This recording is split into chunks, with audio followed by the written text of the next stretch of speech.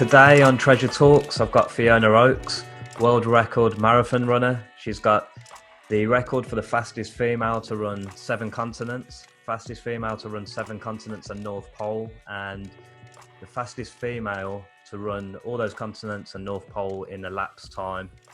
And also, one I didn't realise until just now, fastest marathon in a cow costume. Is that right, Fiona?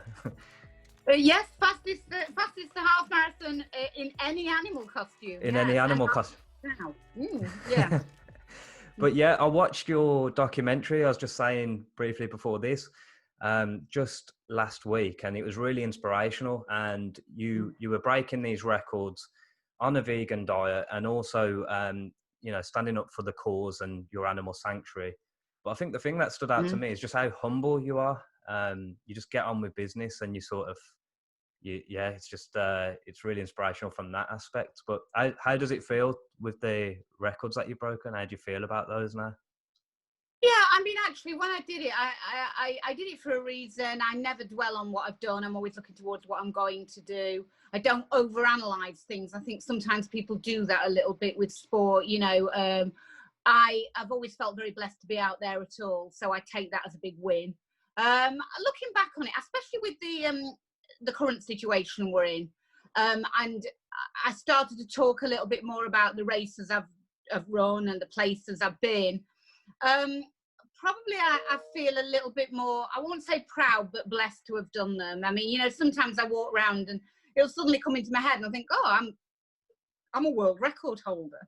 That's kind of, for any kind of aspiring sports person, it's kind of a little bit of a dream, when you like a kid watching the Olympics or athletics on television and a world record is broken. Wow, that's the fastest or the highest or the longest. And, it's a little bit of a ka-ching moment for me sometimes, but my feet are well firmly on the ground. So, I'm very, I feel very lucky to have been able to do it. Very lucky to be able to have done it. Yeah, because you would have seen so many different things and experienced things that a lot of people would never be able to, and the places you've been. As I said, it's 7 continents. But just as a little side note there as well, we've got another little participant on here, haven't we? Percy. If anyone's watched Running for Good, then it's a little bit of a mascot, isn't it? He goes everywhere with you. We'll talk later, Percy. No, he's actually my coach. Mascot? No, he's my coach, my confidant. He just goes everywhere with me. I just kind of like to take something like remembrance of home with me around when I go to these places. And it's amazing how people really warm to him. I remember like some pretty special moments. First time I did Marathon Des Sables in 2012 with some paratroopers who thought it was they were in the tent next to me, who thought it was really, really funny to, like, if I went off somewhere on camp, to steal Percy and then hide him and kind of make me look for him. And they'd sit in their tent watching, where's Percy gone? Where's Percy gone? And, with the people in my tent, they'd ripping I don't know where your bear is, let's rip the carpet up and everything. But, it's kind of a bit of an olive branch to people, because I do run, not now so much over the last couple of years, but when I've been going to places and races, and I've been going very out and proud as a vegan runner, people have been kind of, are we going to get a lecture? Are we going to get this? So it's kind of, hey, I'm just like Fiona, vegan, with Percy Bear, and people just know me with Percy Bear now. But yeah, he's kind of a friendly face in some pretty hostile places that I've been to. But yeah, I remember one I talk about stories like, when we went to the North Pole, Percy and I, we were coming up to the finish line. I was about to break this world record, and I was at the North Pole, and I went to get Percy out to do the big, hands above the air, and it's frozen solid in my pocket. And then he dropped his hat, and I remember stopping and groveling about in the snow at the North Pole, 800 meters from the finish line, looking for a small teddy bear's hat. And we've had some pretty ridiculous moments, surreal moments, Percy and I. But he's just my best friend. I love that as well. Stopping, especially for the hat, that's brilliant. In the documentary as well, as I mentioned earlier, you come across so likable because you just get on with it. Was you happy with how Running for Good came out? Because it's a really good documentary. Was you happy with how that turned out, and how did it come about in the first place?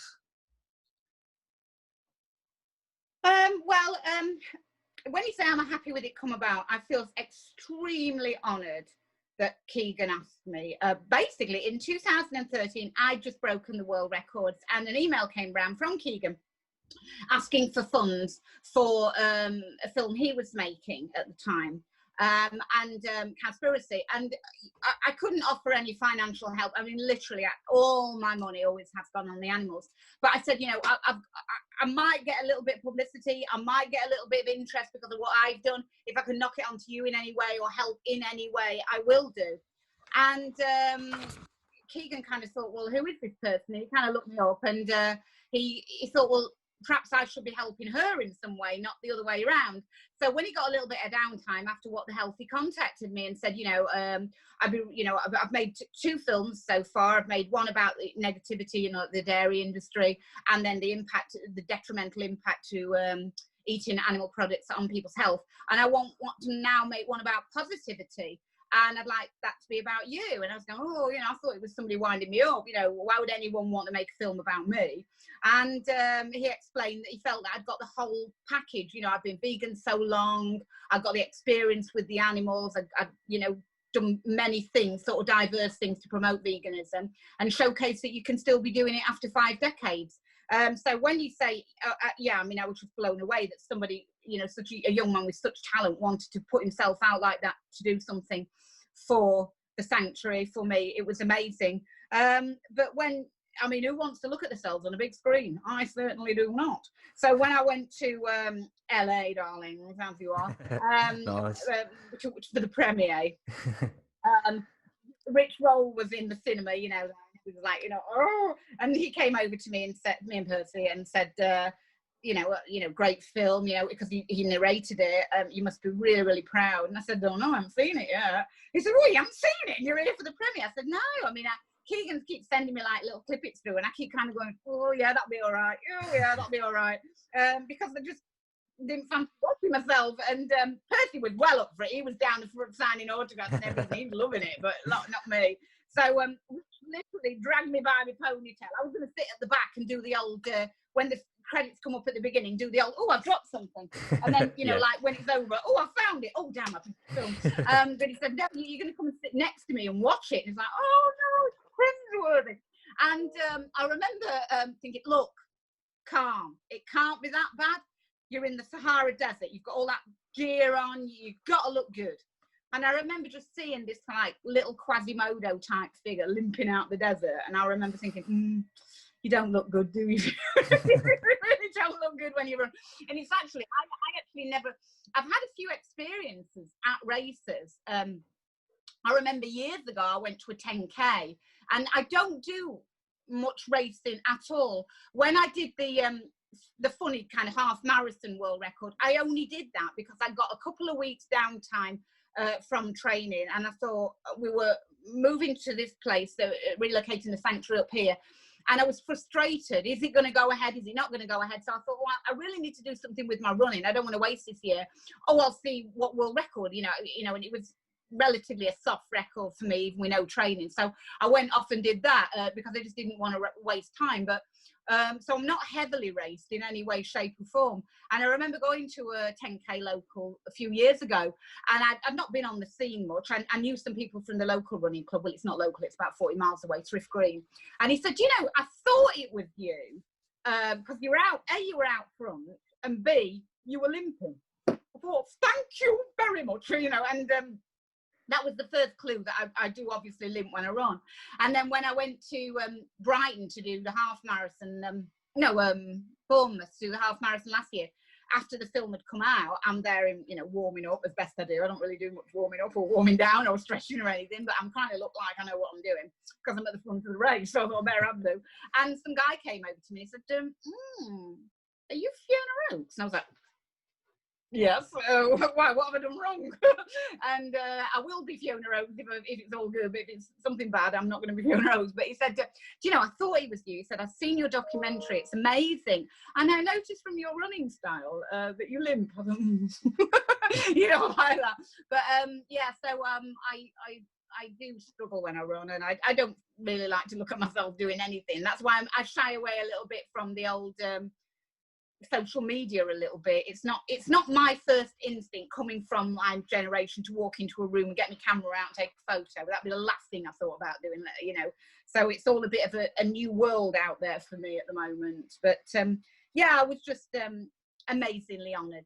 I mean, you know, somebody says they want to make a film about you, it's like, whoa, you know, about your life. It's a great honour. Yeah, and it was inspirational for a lot of reasons and for different people. As you say, like, one of the things with the vegan argument, if you want to call it that, is when people, you say, I've achieved this and I'm vegan and I'm doing fine and plant-based, they say, well, you've been eating meat all this time, but you were actually vegan since you were 6. So just for that reason as well, is hugely inspirational. But also with what happened to your knee, which we'll get into shortly as well, overcoming that and almost being registered disabled to breaking all these records, it's absolutely insane.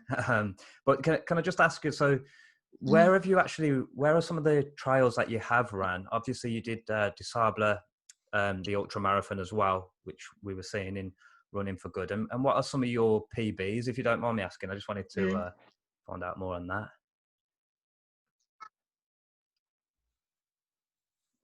Yeah, just well, I've run 2:38 in a marathon. Yeah. I've top 20 placed in I've top 20 in London and Berlin, come in the top 10 in Amsterdam. I won the main start at the Great North Run. I've got quite a few course records around the world. And then I don't really consider myself much of an ultra runner, to be honest with you. I fell into marathon running, actually, literally. I kind of thought I'd done what I could on the road. It's a very, very hard ask. Anyone who's doing any training, let alone kind of seriously training, trying to get, you know, wins and times and running for PBs. It's a lot of effort, a lot of hard investment for relatively, I say, little reward. But things have kind of changed. The dynamic of why I started running and how it's panned out has completely changed for me. Just to let people know, when I say I'm not a runner, I feel very, very blessed to be running, but I wouldn't traditionally be certainly marathon running. I've had some bizarre experiences. I was invited by Jos Hermans to go to Amsterdam one year. It was such a great honor, and it is a juxtaposed to me. I mean, I run alone. I don't have a coach. I don't do any track work. I don't have a running club. I literally just train, do my 9 sessions a week. My knee is so bad that I can't run the bends of a track. I did try to go to a running club and try and get some pace in my legs, you know, with some competition, see if that fired me up, but I just couldn't run multiple bends on a track. So I'm literally running like everyone else, just grabbing a moment when I can, running alone, sort of any old gear chucked on, and off I go. And then you're on a plane, and at the other end you're met by the manager and coach of the world's greatest runner at the time, Haile Gebrselassie, shipped off to a elite hotel, and like you find out, oh my goodness me, you're sending texts out, and guess who's in the bedroom next to me? It is the man himself, Gebrselassie. So it's kind of weird. And I remember I went to sign on for that race, and Jos had sent me an email giving me the instructions of the sign-on. As an elite runner, you don't need to bother about the Olympic Stadium or going there. You just walk downstairs, your bag will be ready for you with your race number, you know, like number 12 or whatever it is. And you just, all the stress, you be shipped to the start, straight onto the start line, and off you go. And I remember this was my big moment, and I was so proud to be going down to collect this race number, because, you know, you're never going to, you know, top place in these massive races, but just to have the kudos of being amongst greatness and the great runners and at the technical meetings, that was like, you know, like as a kid in a candy shop, wide-eyed, oh god, you know, that's Doratu Tulu, that's, you know, whoever. And I went down, and the guy looked up from his desk and said, can I help you? And I said, yeah, come for my race number. And he looked me up and down like, are you sure? Yes. He said, well, the sign-on is at the Olympic Stadium. And I thought, oh, I've made a big mistake. Oh, no. And I got this email out, fumbling desperately for it, like I want to get on this meeting. But, oh, I've got this email from Jos Hermans. And he looked at me and said, you're on the elite start? And I went, yeah. And he said, oh, well, good luck to you. He said, if you run really well, you might come in the top 15 or top, dozen runners. And I came 8th overall. And I just don't look like a marathon runner. I get on the start lines. I started running to promote veganism. I'd got the sanctuary. I'd been running that for a few years. I realized that I was not going to be able to save every animal in the world very quickly. I could save the ones that were at the sanctuary, and that was about it. And I wanted to promote positivity around veganism. I'd been vegan at that point for a very long time. And I thought that's the way to address the situation en masse globally, encouraging more people to consider a plant-based diet. And I was pretty good at sport. I'd always been good before the surgeries. I'd done a lot of cycling. And I'm very, very physical based, like firefighter. I'm very, very strong. But unfortunately, the only sport, especially women's sport, that was getting any attention at that time was marathon running because of Paula Radcliffe. So it got all those adjectives attached to it. This is the toughest event in the athletics calendar. You've got to be some hardcore kind of person to do it. This takes everything. This is exactly what I was trying to prove you can do as a vegan. So I thought, well, if I could just compete in and hopefully complete a marathon, it proves positive that, veganism is for everyone, no matter what you want to do. It's not going to be prohibitive to doing anything. And it kind of flew from there. But after I'd done I had a really, really, really kind of weird running career in terms of the fact that the animal sanctuary and the animals always come first. The running is something that I do just like everyone else, as an amateur, as a hobby, probably an amateur punching way above my weight, because it was this drive I had in me for the animals to do well. It was a pretty hard path to follow to start with. I mean, I was running 100 mile a week over 9 sessions, 3 speed sessions, hill work, long runs, long midweek runs, double sessions 3 times a week.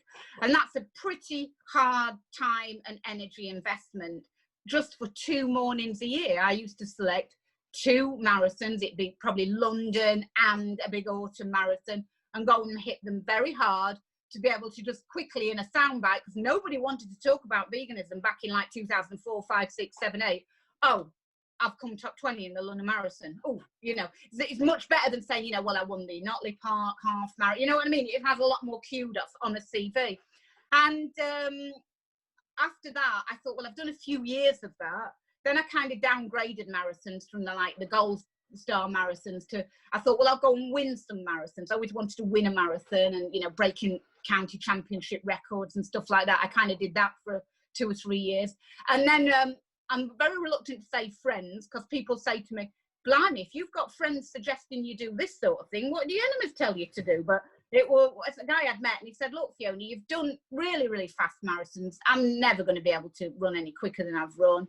I feel blessed that I've managed to hold it together to actually put together training packages and have good conditions, because that's, you can be as fit as you like, but if you get a problem, if you get ill, I mean, this lockdown situation we're in at the minute isn't too alien to me, because when I was training for the marathons, when I'd done 4 or 5 months of really, really beasting myself, I used to think to myself sometimes, I'm not going to be able to hang on another 7 weeks hitting it this hard to get to whatever marathon I was doing. Then you do the taper, then you go through all the kind of, I can't go out, or if you're in a shop, you hear somebody sneeze, you drop your shopping and run out the door. I've done all that, and living in caravans in isolation, just to make sure you're well enough to go and spill your guts out, basically, in a marathon.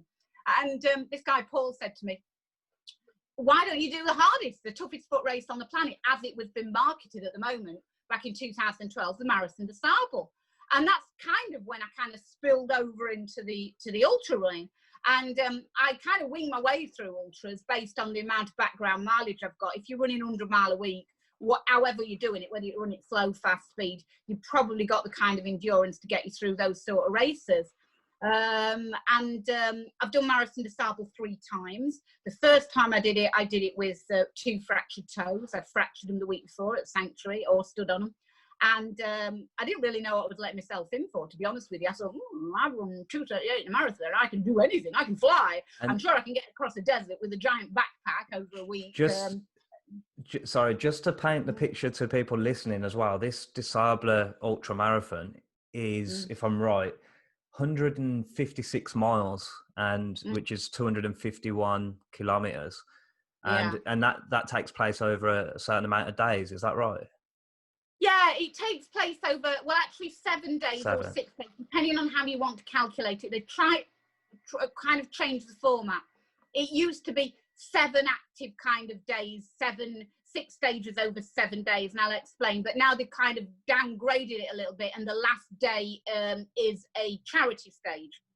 So basically what it is you go off to the Sahara Desert and you live in a tent with 7 strangers, usually people you've never met, and you're allocated. You just literally probably dumped in the desert late night, and you're kind of wandering around with a head torch going, any room in this tent, any room in that tent, always keeping an eye on the finish line, because you know that's going to be your tent for the week, and that's how far you're going to have to walk to get to your tent when you finish each stage.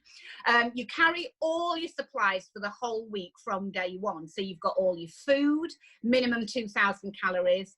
That's actually very hard. 14,000 calories in a tiny little backpack is very, very hard. Is it made any harder being vegan as well? Does that? Well, not so much. Back then it was. I mean, I couldn't source the ethically created sleeping bags and food. So, for instance, on the first time I did it in 2012, everybody's kind of getting acquainted in the tent, and they're all whipping out these tiny little sleeping bags. Oh, mine's rated to -6. Oh, mine's rated to -10. Oh, mine's massive. Like, what the hell is that, mother, you're toting there, Fiona? It's some ex-army surplus thing that's like weighing over a kilo, and it's like only good for about 4 degrees. It's like, what you got there? You know, it's taking up a 30-litre pack. The pack was nearly bigger than me.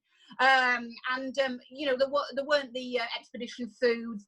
I mean, I pretty much heavily relied on Baker bars that time. So yes, it was harder doing it in that respect. So you've got this backpack.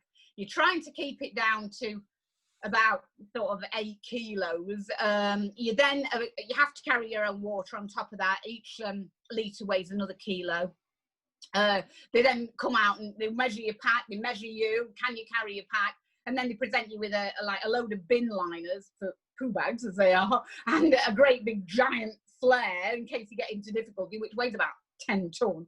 And then you toddle off back to your tent, and you basically, it's roughly-ish a marathon just under a day, with one stage being upwards of a double marathon, which actually doesn't sound that bad until you factor in the pack, the terrain. I mean, you're talking sand, like it's like, oh my Lord. I mean, you know, sand dunes, really, really difficult jebbles to climb. I don't mind climbing. I don't mind running flat. I can't descend because I'm on my knee. And it's the heat. I mean, it gets up 55 degrees, and it's probably the only time in my life that I've ever been truly scared of dying, in terms of, if I don't get to a checkpoint or see someone soon, I think I'm going to literally keel over with dehydration. I remember that year, that 2012, we did have to let our flares off. One guy collapsed and had a heart attack, and he was taken to Casablanca Hospital. So it is, somebody described it as the toughest, most safe thing you can probably do. Safe in terms of the fact that at any point you can say, actually, I don't really want to do this anymore. Can I go back to the 5-star hotel which awaits in Wazazan? But as a very competitive person, as a person that's out there doing this to promote veganism, it's the last thing I want to be doing, saying I can't do it. So I made the calculated, not so calculated decision to go out there the first year. And this is before, like, a lot of social media groups were like informing people and chatting people what to do. So I didn't really know what I was letting myself in for. I hadn't told many people that I'd fractured my toes. I certainly hadn't told people at the race that I'd fractured my toes, because I don't think they're letting me run.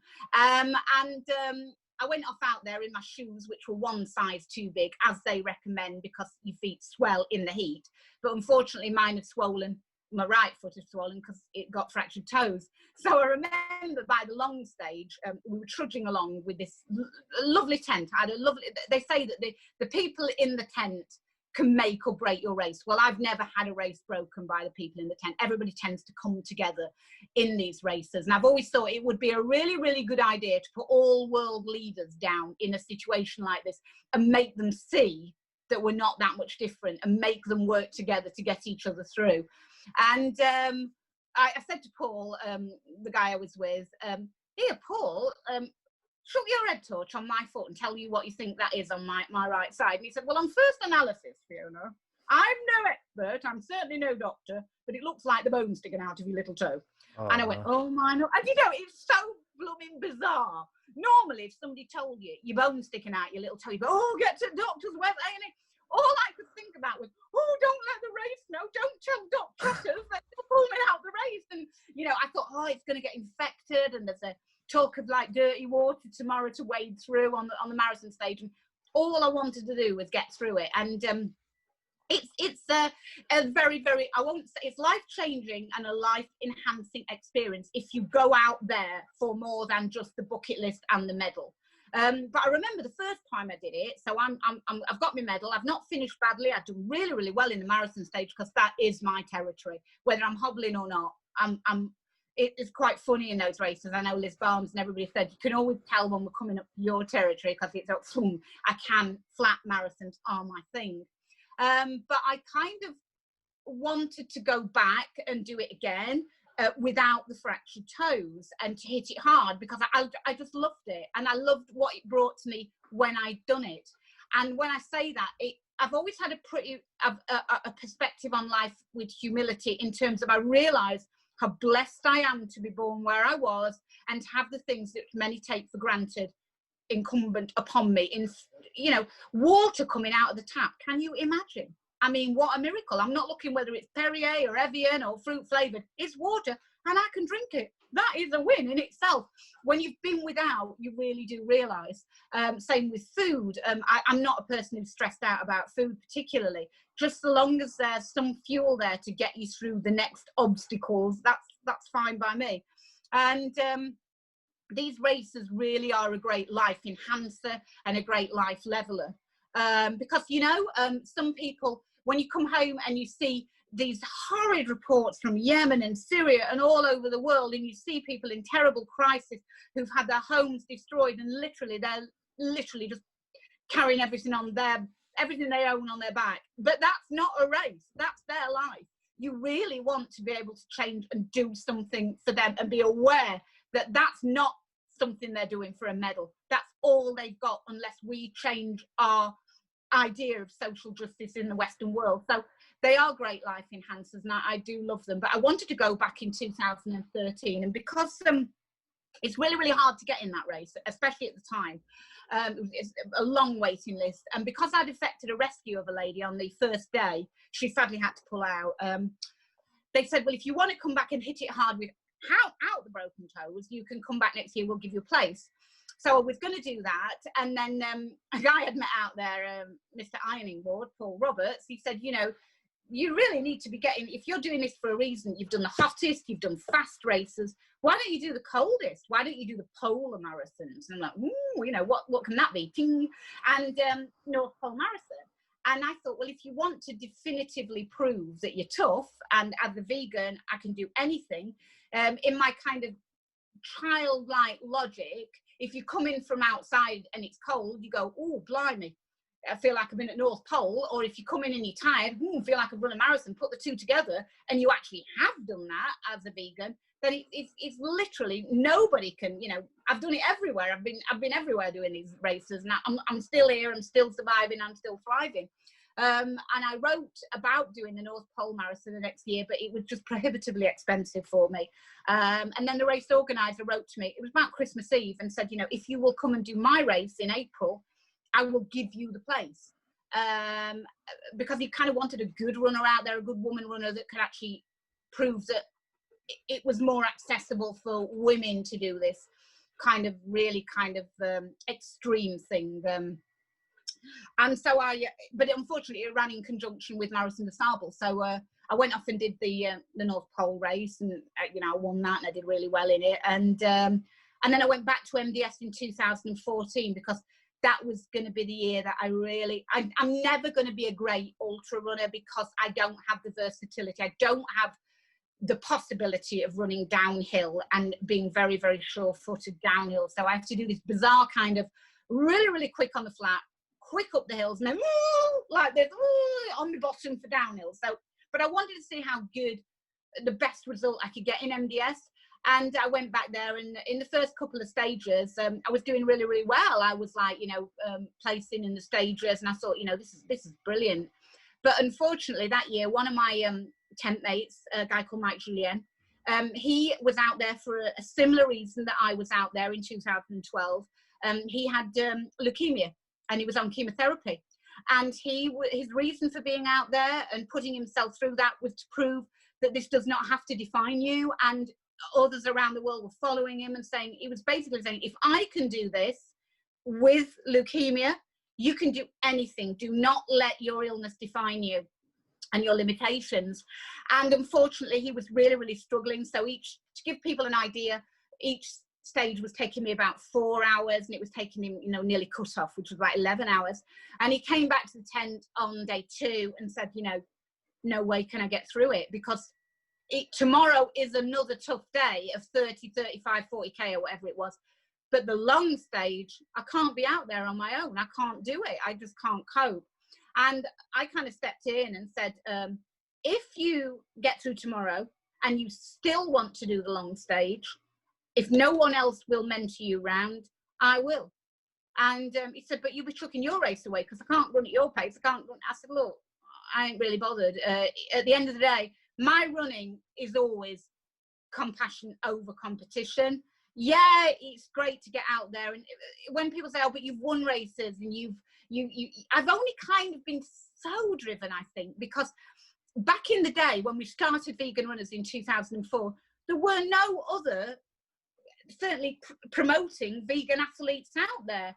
So it made no sense, or not as much sense, to be buried in a crowd, 50,000 runners at the Berlin Marathon, to do what I wanted to do, which was promote this, this word and this message. I kind of had to be on the front line with the great runners in the elite enclosure, because people were making this very obvious connection. All the good runners are in there. Oh, she must be a good runner, and she's vegan. That was why I was doing it. I was the only vegan in the village. So yeah, I stayed with Mike and another girl in our tent, Vicky, who was really, I think, in awe of the event. She'd done a lot of training, very fit young lady, but she just wasn't quite prepared for what this event was. You can be as fit as you like, but mentally it's torturous and it's quite scary, and it takes you to some very, very dark places, which experience of life in general teaches you to come through. And I think that's why older people like Marco Olmo continue to do so well in it, because you're digging very, very deep, and the older you are, the deeper you've got the pool of resource and knowledge of how far you can push yourself, because it's not about speed, it's just about keeping going. And we stayed together, and Vicky said, you were like some kind of vegan dominatrix, like, come on, we're not stopping at any checkpoints. If you stop, you'll not get started again. We just blasted it through. Mike got through it, and he went on to finish the race, which was basically, I wouldn't change a thing that I did. I did, my marathon stage the next day and did really, really well in that. And yeah, races aren't just about times, they're about experiences and, learning about yourself. And these races do teach you a lot about yourself. And then I went back in 2017. I hadn't done any training for it. Keegan said, I can't ask you to go back and break world records and go back, but is there any way we can showcase how tough your running career has been? And I said, well, it's really got to be MDS, because there are other great races that I've done. I love the Atacama Crossing and, the Four Deserts races, but they don't have the infrastructure around the race to get the film crew to where you need to be for the shots. Marathon Des Sables is a lot bigger race, which can do that. So that's why I went back in 2017 and did it. I was doing really well. My shoes aren't flaming falling to pieces. And it was really funny, actually, because I was like thinking, we'd had a lot of Cade lambs to hand rear that year. And I remember that on the day I was supposed to be going to Marathon, I do waffle on, don't I? On the day I was going to Marathon Des Sables, Brian, one that I've been particularly become really, really attached to. I was taking him to bed with me, this little lamb, Brian. He died in my arms that night. And I didn't want to go. I just thought, I just can't face it. And I remember arriving at the camp that night. You know, it's a really early start. You fly over there. It's a bit of a kind of war. You're just like in a maelstrom of like people who are excited and nervous, and you know, a lot of kind of not friction in a nasty way, but everybody's very, very tense. They know what they're expecting, and they've worked and worked and worked for this.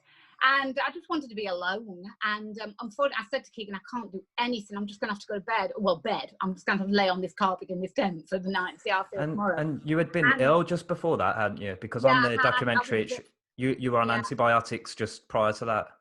Just to add to it. On the morning of the race, I was literally, I think the hand rearing of the lamb, it's not in an ideal situated time of year for me to run that kind of event, because I think the best training you can do for Marathon Des Sables is very, very much slow miles. I've always got this tendency when I'm running to want to go out, right, how far have I got to run today? 20 miles, let's hack it hard and get home and do some jobs. But it's not about that. You really need to be on your feet running a long time. And I just don't have that kind of luxury available to me when I've got so much to do at the sanctuary. So I was very, very under the weather, if you want, and I got this chest infection. And I remember Keegan said, look, if you can just come, we'll do some filming of you, and if I can just get a bit of footage in the desert, that would be fantastic. But if you're not well enough to do it, not well enough to do it. And I thought, okay, I'll try. And, you know, I just got back to the desert, and I just, like, as much as I could, lit up. And it's just like a feeling that overcomes you. I'm here. This is absolutely ethereal. This is monumental. It's like, it's just incredible. And Keegan had got a very, very good driver to get him to the points needed to be. He got the projected running times to be at checkpoints. And Keegan was like, oh, God, she's pulled out. She's nowhere to be found. And I was running too fast, and I finished. And he only got to the finish line to meet me. He said, well, where is she? Where is Fiona? And like, because I don't know, I don't know. It's just like, you know, sometimes it just envelops you, and you just in that weak moment. And it was just an amazing experience. It always is an amazing experience to be. And I think one of the main things is that you actually are able to let go of everything in that drains you unnecessarily, the really unimportant things in life that just stress people out, like their phones and all that rubbish that goes on. You just hand your phone to the race organisers on the Saturday, and you don't look at it again until the following Saturday. And it's such a liberating experience, stripping back all the kind of banal rubbish that doesn't matter. You've just got to survive A to B every day and get ready to do it the next day. And you can concentrate on yourself and your thoughts, and it allows you to become acquainted with yourself. You get to know yourself so much better through those experiences. And people say, well, what do you mean you wouldn't, you don't, it's like, a different world. And I said, well, let's put it to you like this. If you're hobbling along, as I do, and somebody came over to you and said, here, Fiona, I've got something for you. What is it? It's this massive diamond, really big. Look at it, it's massive. And you'd be looking at it and you'd be thinking, how heavy is it? It's heavy, it's a really big one. You say, I don't want it, I don't want to have to carry it. And it's kind of bringing into perspective what can I do with a massive diamond here? I've just not noticed, nothing around, isn't it? I don't want it. And it makes the connection for me, it's probably not for everyone, between how similar we are as a human race, but also a connection with the animals. We all really want the same things: food, water, shelter, security, no pain, and freedom. And that's what matters to us all, because we're all animals, whether human animals or animals, we're all the same. And as I say, I think that's the race that really upset me this year, that I missed. I was going back again this year. I'd kind of changed my running around a little bit. I'd gone back to some road work. I'd qualified for the elite start of the London Marathon. I'd got 2 England represents for half marathon and 10K. So I was pretty fit. I got a bit of speed. And I was tipped to do really, really well in MDS, because I've done as much as I can strength work on my legs. And then the first England qualifier was cancelled the night before the race. And then the cancellations just came through. And I really, really missed Marathon Des Sables. It was kind of, I don't know if any kind of people out there who run know what I mean, but it was almost like a grieving process for the time you'd put in, the training you put in, the effort you'd put in, the bag was packed, everything was literally ready to go, and there was nowhere to go. So I decided to run the race here in the UK that week, and it was the first week of lockdown. And I actually, it kind of wasn't so different to actually being out there. All the things that I'd craved from being in the desert were suddenly incumbent upon me here. For instance, I looked up at the skies and they were clear. There were no planes. Everything was grounded. Did you do that local? That was all local to you then, and you just did the same miles and sort of like, was you envisioning it? What I did was, I just selected one of my old road books and worked to plan as much as I could for, like it's 38k today. I'll go and run 38k. I'm very, very lucky in that the local aggregate pit said, look, if you want dunes, we've got massive dunes, literally loads of sand dunes they've got there. So Percy and I toddled off up there and we ran in the sand. And I don't know.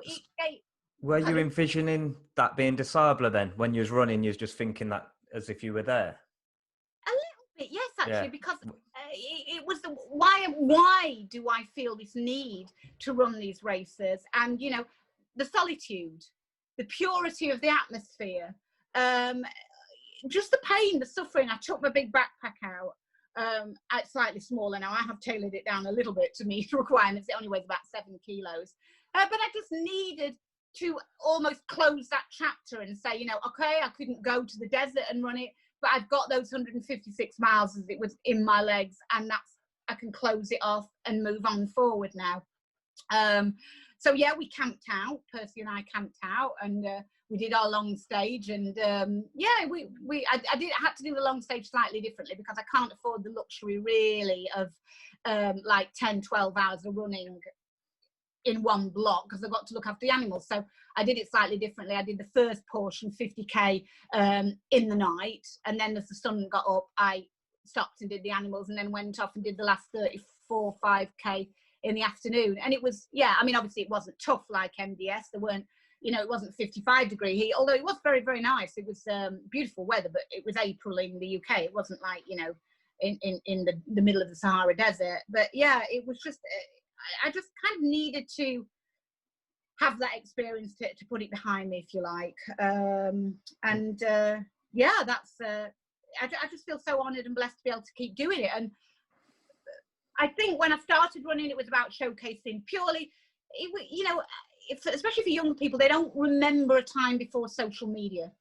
They don't remember when you couldn't upload something. I mean, I thought I was being quite daring and extravagant if I had my photographs hour developed. You know what I mean? It wasn't like take a photo and, you know, it was different, completely different. It's changed big time, hasn't it? And it's intriguing that you mentioned about, it's kind of like a paradox when you're out there. You've got so much time to yourself to think, but in another sense, you're on survival mode. You've got to get, like you say, from A to B.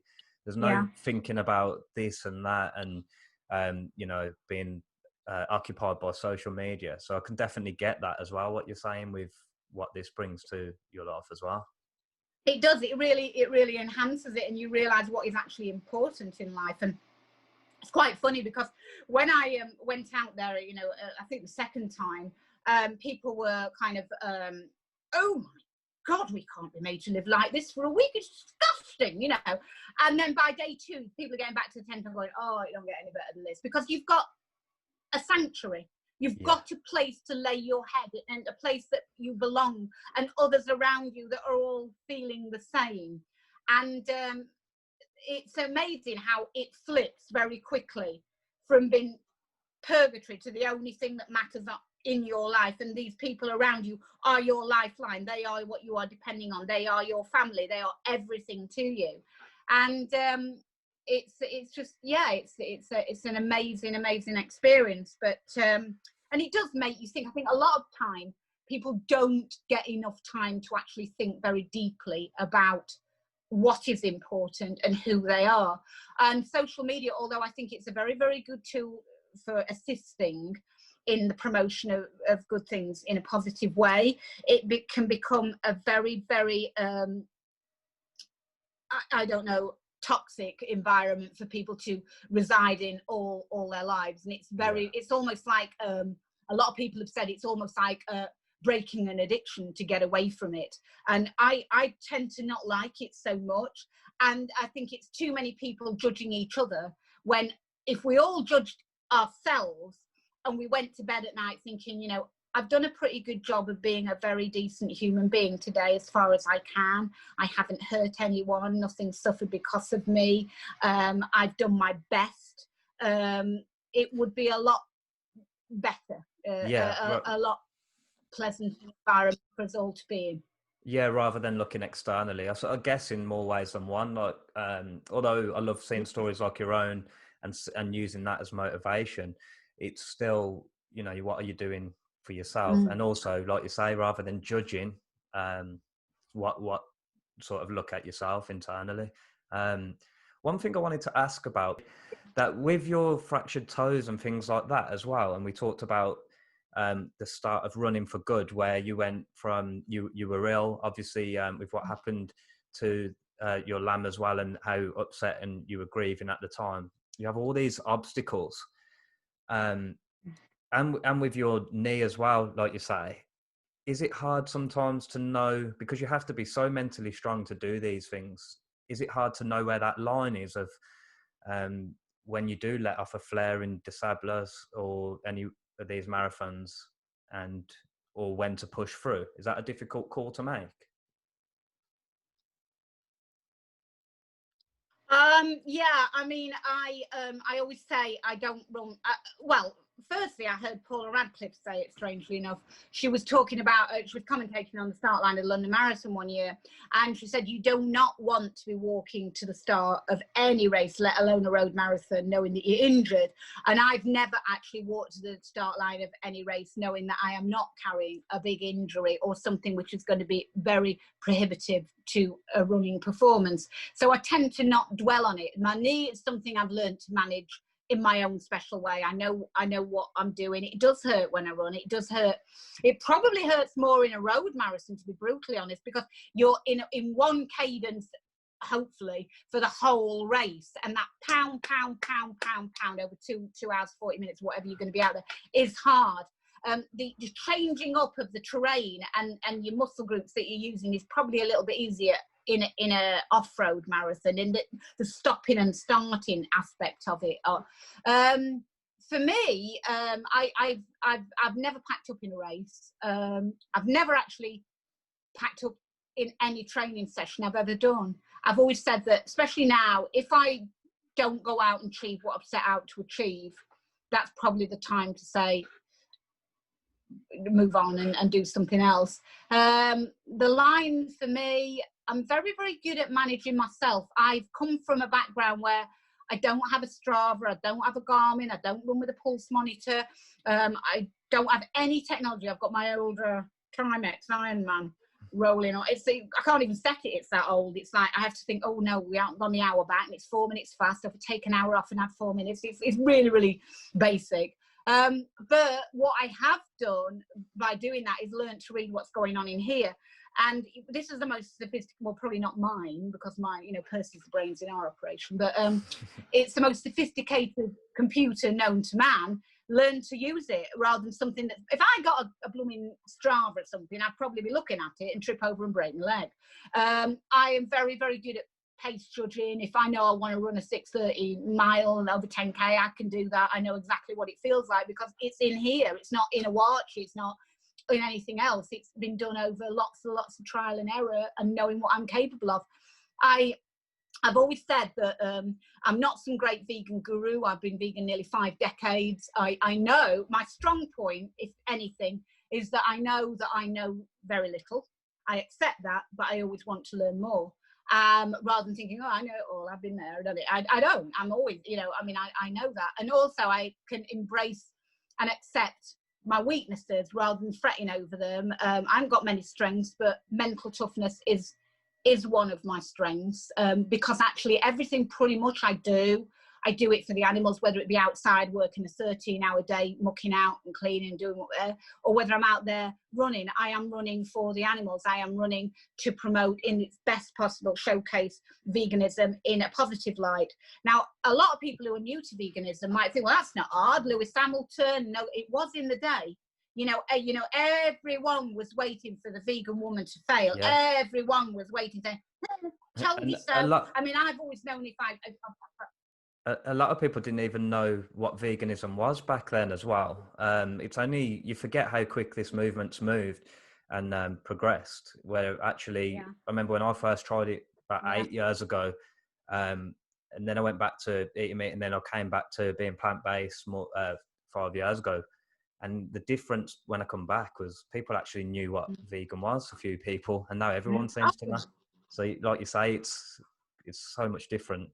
Well, I mean, I mean, if even if people aren't vegan, they might be vegan curious, or they know people who are vegan. And it's like with the Vegan Runner Club, when we started it back in 2004, Peter and I were running for VCAC, and have we gone away? Oh, we're back. Peter and I were running for the VCAC, and I'd got the elite start on the London Marathon. So basically, I was going to be running 45 minutes ahead of main field, with an opportunity to have the cameras on you. Why not have them on a vegan running club rather than the vegetarian running club? And that's when Vegan Runners was started. But it was, you know, I mean, literally, there was, what's a vegan? I mean, do you eat ham? Do you eat thinly sliced ham? You know, it was like, do you eat milk? You know, I mean, it was like soya milk, dairy milk. Nobody knew semi-skim milk. Nobody actually was familiar with the term.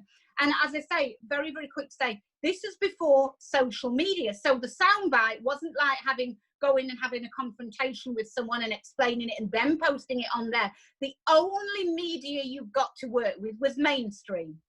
So it was amazing to have the cameras on you, warming up for the elite start, the London Marathon, to just have this word out there, free advertising for this word.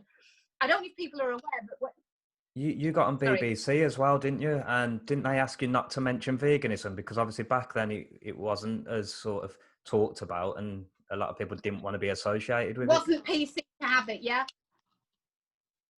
I mean, to be honest with you, in all the running I've done, and on the road, I've got some very, very big results. I mean, I remember that I got top 20 in the London Marathon, and Joe Pavey the next year got the exact place in the London Marathon that I got. So big-ish results for somebody who's not really a runner and somebody who's not professional.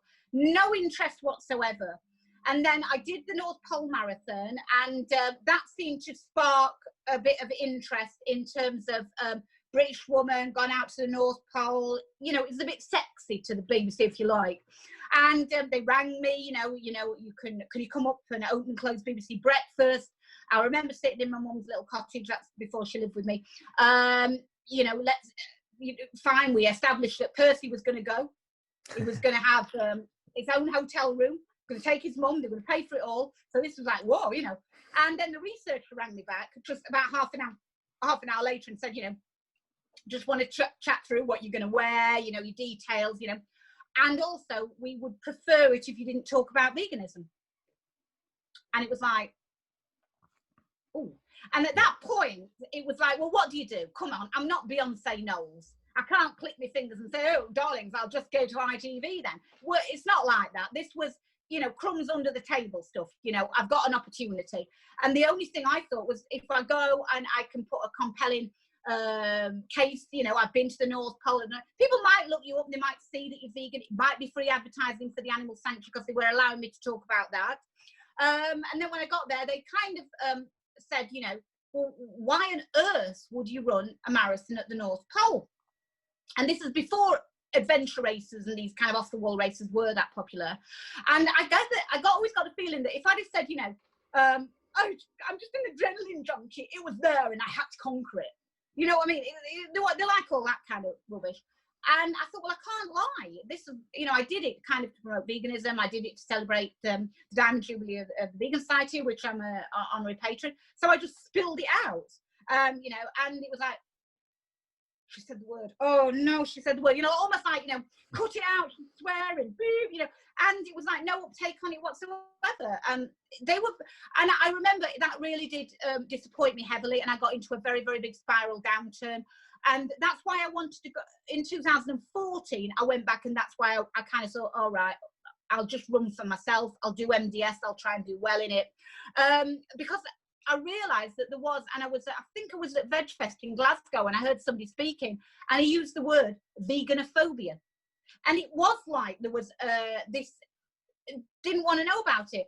I did actually have a national newspaper lined up to cover the story of the world record attempt. So when I got back with 3 world records rather than just 1, contacted the journalist. And after a kind of a bit of to and fro, and he said, look, I can't do the story because my editor doesn't want it, because what you've got to understand is we need to generate money as a newspaper. It was just at the time, funnily enough, I saw a little bit of a documentary about this. Aldi and Lidl were trying to come from the cheap end of the supermarket branch into the kind of more luxury end, competing with Tesco and Sainsbury's. And they were doing a lot of advertising for like their 5-bird roasts and their blooming Black Forest gatters or whatever they were selling. So they were paying a lot of money to advertise in newspapers. They weren't going to upset their advertisers by then doing free advertisements for veganism. And so it got dropped. And indeed, that was the year that the Game Changer was originally mooted. James Wilkes came over just before I went to Adelaide and filmed for the Game Changers, but he went back to Hollywood, and he couldn't engender any interest in anyone interested wanting to invest in a vegan project at that time. I don't know how you feel about it, but 2016 seems to have been a very pivotal year for this for me, when it kind of just exploded. All these social media, Instagram people came around. Before that, there was just no interest. It was a dirty word. So it was just a basic connection we were after. Vegan runner, elite enclosure, excellence. That's you know, it was just people hopefully making that very, very visual comparison. And the opportunities, you know, for running through the streets of London, you know, basically closed roads, captive audience, no runners around you, as I've always run alone. It was just a massive marketing opportunity for something we believe in passionately, but it was not easy to get that message out there at the time. And then it suddenly kind of exploded, and the message, it was everywhere. But yeah, so it's moving very, very quickly. Yeah, I agree as well. It did seem to change around that time, and then with Instagram and sort of more information being out there. But that's the best way to do it, the way you've done that as well. You've you sparked people's curiosity, and how can you argue with that? And then you've got the big vegan runners. Did you start vegan runners? Because I saw that everywhere as well, and I never, not being a runner, I never knew, but obviously I was interested. Yeah, it was me and Peter Simpson back in 2004. I just got the elite start. We were both in the Vegetarian Cycling and Athletics Club. There was no vegan runners. And for the elite starts that people run, if you're on certain races like the London Marathon, you go around and they literally measure every bit of wording on your vest with a piece of perspex, even on your socks. They will measure the lettering. For, are you getting a bit of free advertising? You know, you can't just walk up with like, I am a vegan and run on that start. They will ask you to remove anything that is not UK Athletics accredited or affiliated club, or you won't get to run at all. And we thought, well, you know, we're promoting a vegetarian running club because it's the only kind of running organisation that we can be affiliated to with any kind of resemblance of why we're out there running. But now is that point to affiliate a vegan running club, so we can use this advertising that I can get on these start lines to promote veganism. And Peter did an amazing job. I mean, running clubs are not easy to affiliate at all. Peter did an amazing job in doing that, and that's when Vegan Runners got started. And then I was able to go off and, like, you know, place in the Florence Marathon and really get some serious publicity, certainly photo shoot publicity. I mean, I've always had a lot of interest after races, you know, oh, vegan woman, you know, came placed in the Florence Marathon. That's like amazing. But mainstream media they would kind of touch on it. I mean, I remember back in 2012, the Daily Mail, you did this big article, you know, a woman runs across desert to promote her animal sanctuary, and Mum went and bought about 50 copies at Daily Mail, Inspirational Woman at Year, and we were looking at, and that were embarrassing enough, going to newsagents, but and you're looking at it, you're reading it, doesn't mention the fact I'm vegan. Oh really? They just missed it out. Yeah, just missed it out. And a lot of people then kind of blame you. You didn't mention it. I did. But what you're forgetting is when you do an interview with someone, it doesn't come back for you to read and then you send it, oh, no, I don't really like that. You know, they take the information and they will use what they want to use, and they will place it where they want to place it. And at that time, they didn't want to place veganism anywhere. And it has been a tough call to get it recognised. I've even had a little bit of animosity on races, not so much now, but you know, before, you know, I never could get a coach because when I was running well and I wanted to kind of take it to the next level, you know, people were saying, you know, you've got some potential, but you know, you're just going to go away and stick to this weird diet, as they called it. So we're not going to invest our time in you because it's going to be, you're going to undo it all by this vegan diet, which we do not believe can sustain the amount and level of training recovery that you need to run as well as you want to run. So it has been. And one of my proudest moments was a lady in the running club at Charis. She actually went to a running seminar and she actually put her hand up and asked, and it was Joe Pavey, do you think you could run at your kind of level as a vegan athlete? And it was Joe Pavey who actually said, yes, look at Fiona Oakes, she does it. And it was that to me, from somebody like her, is I've done my job as much as I could do in the running forum for the animals. But do you think a lot of the stigma's gone now because of the performances that you've had and other athletes have proven? I think it's going. I think it will always be there to a certain extent. In the old school kind of, you know, a lot of people, you know, I know a lot of coaches are saying, no, it's a fad diet, look at them in 10 years, see where they are in 10 years. Or a lot of people are kind of saying, have you noticed how everybody's jumped on the bandwagon now? So I think it's got to, the momentum's got to, and time will prove. That's when, as I say, with me, I mean, I didn't set out sort of as a 6-year-old, almost like in some James Bond villainess type thing with Percy formulating a plan of how we can change the world. You know, I must be vegan now and I must have an animal sanctuary in my 20s and I must break some world records in my 30s and I'll be traversing deserts in my... It wasn't like that. So I think that now, for me, the longevity side is very important for me to say, well, you know, you can't say that because, you know, I've built my muscle mass on plants and I continue to do it. I've never actually had a running injury. I've had injuries which have been made running difficult in terms of, you know, fractured toes in the desert. I even kind of hid it because I thought, oh, I bet people saying I've got brittle bones because I'm a blooming vegan or something, you know, like that, but nothing like that stuff. And I'm very, very resilient. I mean, I'm outside 7 days a week. I still do. I'm probably doing more running now than I've ever done in terms of I'm using the lockdown times to get out and think and train and put some more slower, steady miles in. I still run about 2 hours a day on average. I know for World Vegan Day, I didn't know what to do for my own personal celebration.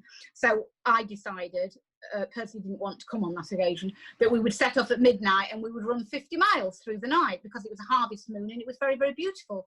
And I got through the 50 miles. I got home as the sun was coming up and I went straight out and did the jobs.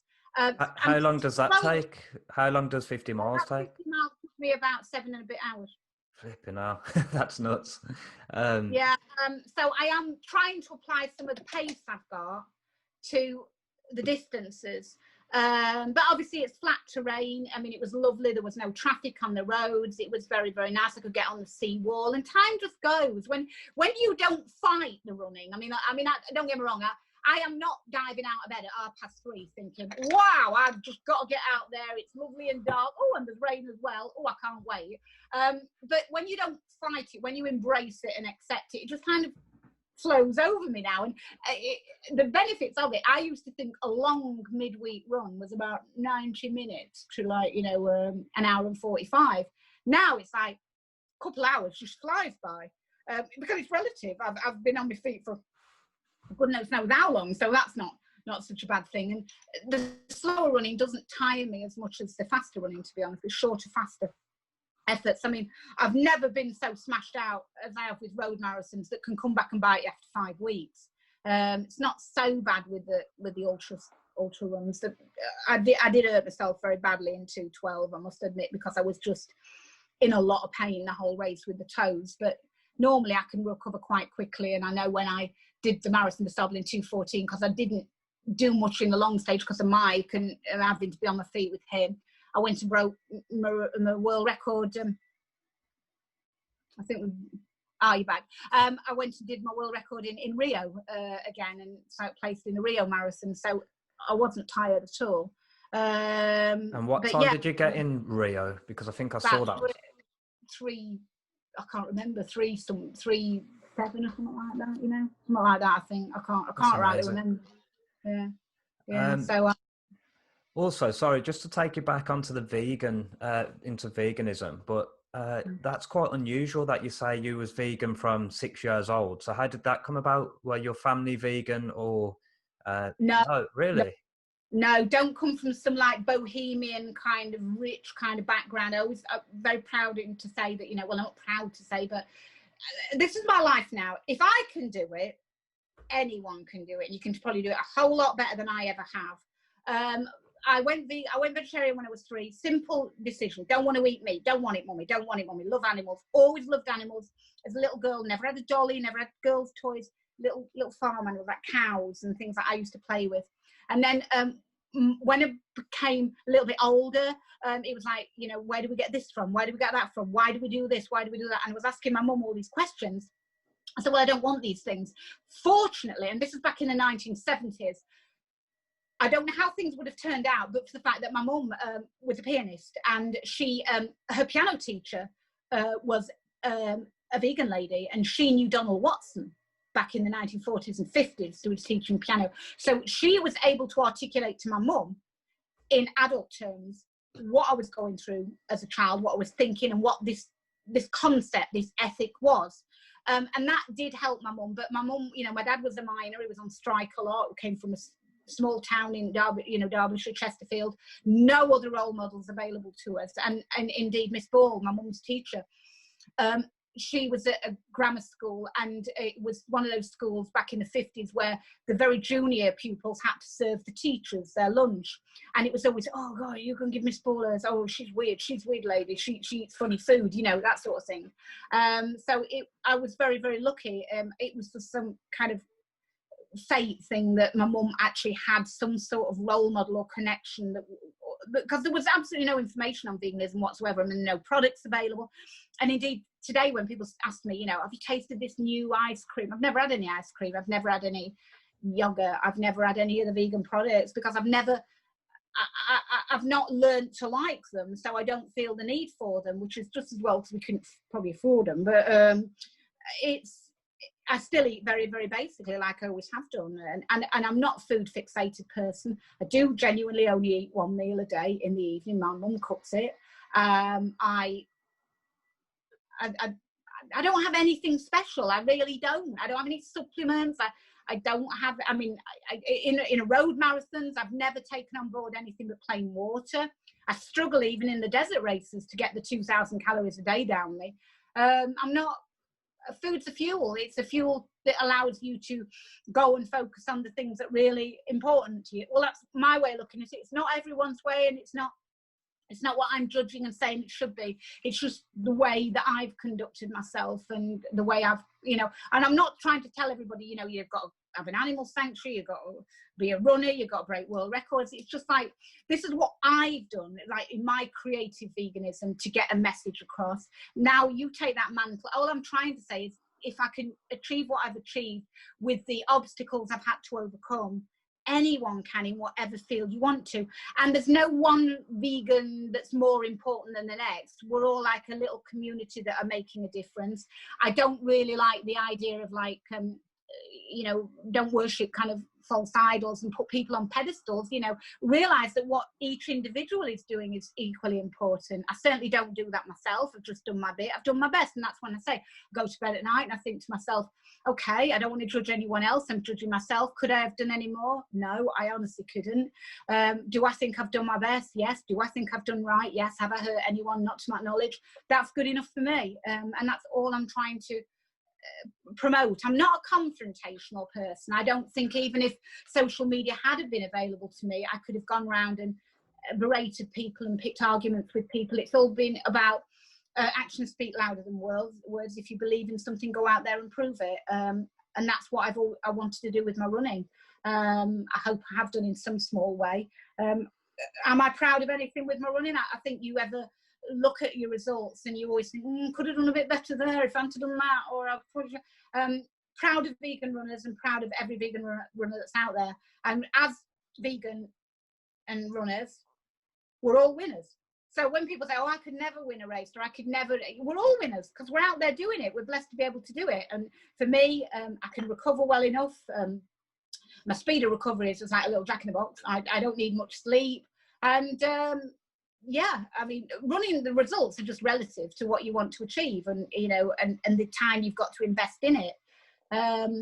So yeah, I just want to encourage others really, and certainly I didn't realise that I never think too much about what I haven't got. I think about what I have got. So I have got a bad knee, but actually it's many people out there have got far worse than me, so I can't moan.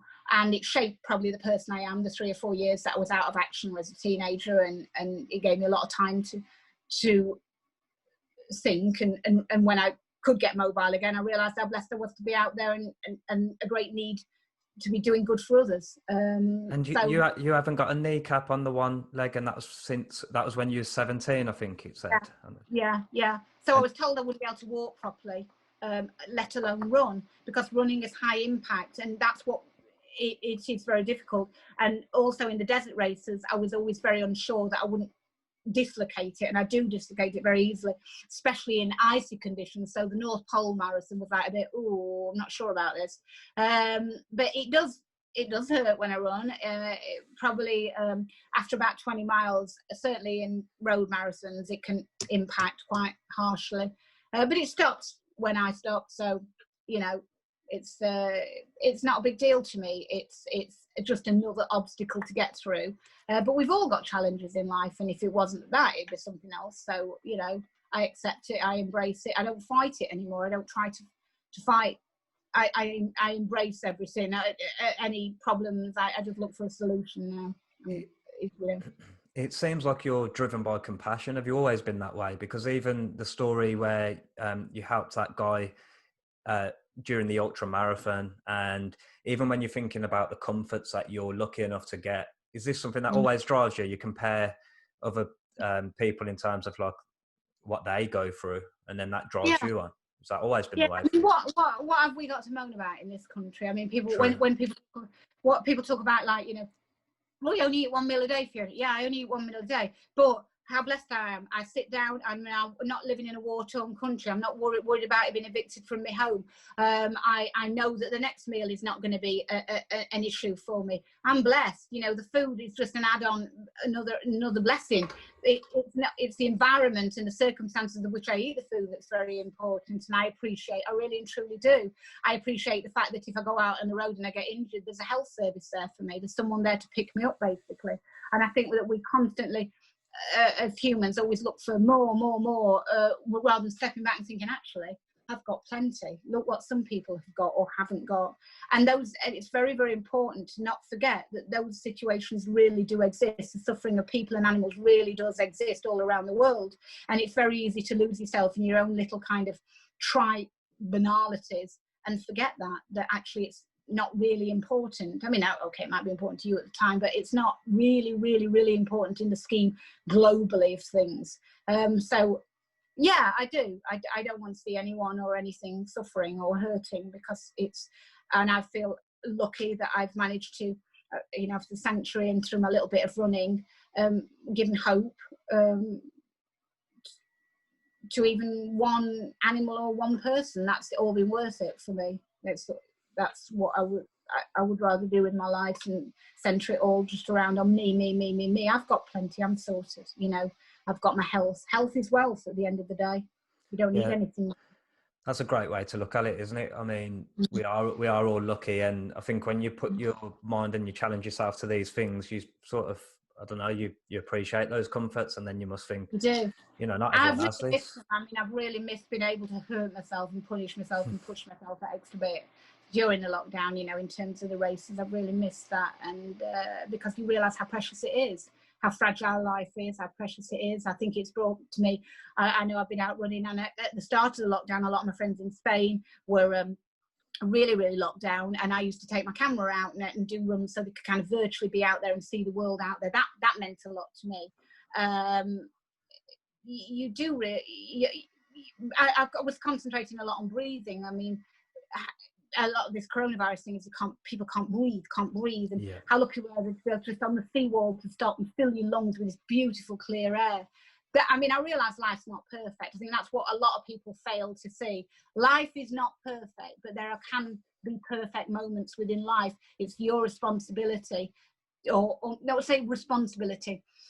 If you can learn to recognise that and recognise those perfect moments and enjoy them, that's about as good as the game's ever going to get. Yeah, I guess you're responsible for your own mindset, aren't you? At least, and then that sort of creates a perspective, and I guess that's what we got through that. So yeah, that makes sense for sure. With the breathing that you just mentioned, do you do anything in particular whilst running when you concentrate on certain breath work, or anything you do at home with that, or no, nothing in particular? I don't do anything particularly when we're running at all. I just go out and run, and I don't stress it too much at all. I do my speed work, or snail speed as we call it. But yeah, I don't fixate on my running. I just run hard. I know when I'm giving 100%. I'm not gonna lie to myself. I'm never gonna say, I literally, I am a very hard taskmaster. Not with anyone else, but with myself. I know how to beast it out myself. I know where I should be, what I should be doing, and if I'm not doing it, then I shouldn't be doing it at all. I'm not going to waste my time. I'm not going to waste my time giving 90% to anything. I'll give 100%. And that's just the way I do it. I don't need anyone to motivate me. I've got the animals, I've got the cause, I've got the reason I'm out there, I've got the belief. I don't need anything more. I don't need a coach. I don't need somebody shouting at me. I don't need somebody guilt tripping me. I can guilt trip myself to get what I want out of myself. And I'm proud. I am proud I've done it. I've been doing it all, over the years, very, very honestly, just through hard graft training, no talent, no ability, a disability, but a very good reason. I'm just ashamed of the reason that I've had to do it, in terms of that there's been so much suffering in the world. But I'm hoping now that obviously a lot of social justice campaigns, veganism, climate awareness, that we might be taking that new leap forward into a different sort of mental awareness, certainly in the first world, of what we've done to the planet and how we can start thinking about making it better. And the most important thing, the easiest thing to buy time to make big change with, like fossil fuels, is just very simply to change diet. That's always been, a win for yourself. It's a win for other people on the planet, a win for the climate, a win for the animals. And it's very, very easy. And I admit, that when I was saying, I don't care if I eat beans and potatoes for the rest of my life, veganism is the way forward. Now it's not. People are not being asked to do that. There's very, very lovely foods available for everyone to enjoy. It's not exclusive in terms of other family members. And I always say, I think of it as veganism as the diet of peace, because obviously if somebody's got a nut allergy, but there's not any religion that you couldn't invite to your table and sit down and not have to ask, is this all right for you now? Because it's a very peaceful diet and it's all right for everyone, and it's certainly all right for the animals. And in the core of it all, that's where it lies for me. I mean, okay, I didn't realise that I was still going to be chugging away and knocking out the qualifiers for London on the elite start, but actually it just matters about the animals, and that if they're not suffering, I'm not suffering, whatever I'm doing. Yeah, and you've got an animal sanctuary, and how many animals have you got? Like, over 400 is what I read. Is that right? Yeah. We've got lots of animals. So, I've got lots of cattle, horses. So when you're not running, you're hard at work there. Tower Hill stable. What's a day in the life Yeah, for you? Like, certainly. Yeah. yeah, what's a day in the life look Get up like for at you? 3:30. Um, well, I get up at 3:30. I've got mucking out to do, a lot of things that people don't think about. Obviously, animal care, mucking out, feed, all that sort of thing. But everything behind that, getting everything to where it needs to be for the animals, the ordering, the vets, the farriers. I have a vet in once a week, farrier in once a week. That's all day, checking feet, checking teeth, checking everything, and fitting in running where I can. And at one point, firefighting too. A retained firefighter on call, so jetting off like with Pink Panther 90 down to the fire station, tucking it in, and went on 4 hours manning a ground monitor at some fire. So it's a pretty hectic life. But somebody asked me, what causes you problems? You're like supercharged. When I don't live at this pace, say if I had any downtime, that's when I start to feel unwell. I like to live at a supercharged pace, and I always have. And I've been getting up at that time for like 25 years. It suits me now, just to get the work done. So it's my thinking time, and I think I'm very, very blessed to see the sunrise, because it's like another day. It's like having your eyes opened into the world and looking around and thinking how beautiful this world is and how blessed we are to have it, and we shouldn't be damaging it, and we should be securing it for future generations. So yeah, whatever comes at me in a day, I will deal with. And if anything did have to go, it would obviously be the running. That's not essential. The animal work is the essential work, and that's what always gets done. I completely forgot as well that you're a firefighter. So you're waking up at 3:30. What time are you usually going to bed then? How long is that day? Because I'm guessing that sometimes you're out on the night as a firefighter as well. Yeah, well, nights used to be when you're on the run, and it's easier on the run at night because the animals don't need you. But yeah, I mean, at 10 o'clock, bed. And then up at get up 3:30. 3:30. Yeah, and that's, yeah, it's every day. It's what I do. It's just what I do. It suits me. Everyone's different. Percy is certainly, he gets up about what time? Midday. Eats some sweets, goes back to bed. He's in charge of my nutrition. He tests all the sweets that come in, and he gets a lot of sweets coming in, trust me. And he tests them all, sits in the back shouting things like encouragement, like, "Are we there yet? Can you go any faster?" And that's what he does. And yeah, so I'm blessed to be able to do it. Really, I've got this. I'm lucky that I've still got this vigor for life. And I think the vigor for life is not particularly my life, but everyone else's, and the animals. That's what I'm, and yeah, it's great. It's infectious as well, to see, to the things you've achieved, and there's no excuses. There's no nonsense. It's getting on with it, and I kind of find it refreshing as well that you're talking about the watch and technology, and you're just like, I'll do it up here, the most sophisticated sort of technology we can use our head. But it's refreshing to see because got so much technology and things like that. I wanted to ask you a few questions. I know we talked about your training, but just how you prepared for the world records, what you did at home, because I've just got into running, and I know a lot more people have. I only do it once or twice a week, but it's something I didn't really do before, and I know a lot more people will be doing it during lockdown. So just wondering, I just wanted an insight into your training preparing for those world records, and the amount of miles that you put in each week, that kind of thing. Well, I was doing them week in, week out, so I was literally having to run like about a 3-hour marathon every week on a Sunday, and travel as well. So I didn't really do much in between. I trained very hard on road marathons. I never used to run my Sunday runs much slower than I'd hoped to run my actual race. If you don't train hard, you won't race hard. All I was doing really is substituting the hard training, the taper period, with allowing the recovery to come in, so I got that extra boost. During the world records, didn't do anything. I literally had to go to Australia. I mean, I went to Australia and was there less than 24 hours. I had to place in the marathon, come home, do the jobs, and then go to Africa the next week and do the same thing again. So there was a lot of traveling involved, as well as I never had time to get jet lag. I was on plane coming home. I didn't know I'd been. In fact, in Australia, he's asking me, customs, have you got your bags? I said, I haven't got any bags. Well, what are you doing here then? I said, I'm going home tomorrow. He said, you've come to Australia from the UK on a day trip. I said, basically, yes. And then I realised, oh my God, I know what he thinks I'm up to. So I've got a good reason for being here. What's that? I'm running a marathon in the morning. It said, make your way through. Yeah, I mean, if I'm training, I'm hoping that next year either Marathon Des Sables, 4 deserts, or I get a good spot in a road marathon. It's 100 mile a week. I run Tuesday, Thursday, and Saturday. I do 10 800s, 6 1 mile pushes, and 20 400 meters lunchtime or morning. And then I'll do about 10 12 mile in the evening. On Wednesday, I'll do a midweek longer run, steady, about hour and a half, 2 hours. Hill work, 13 miles with good hills on Friday, and anything between 22 and 28 miles on a Sunday. Basically, that's week in, week out. Probably about 14-week marathon training program, then a 3-week taper, take a third off, and then do very little in the week before the race.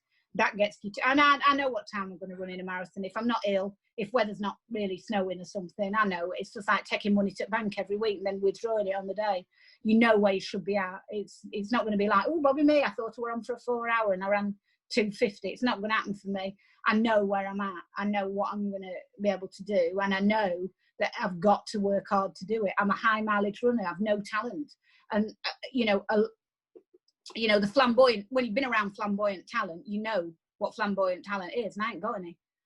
So it's graft. And everybody's got their way of achieving. Mine is through sheer grit. I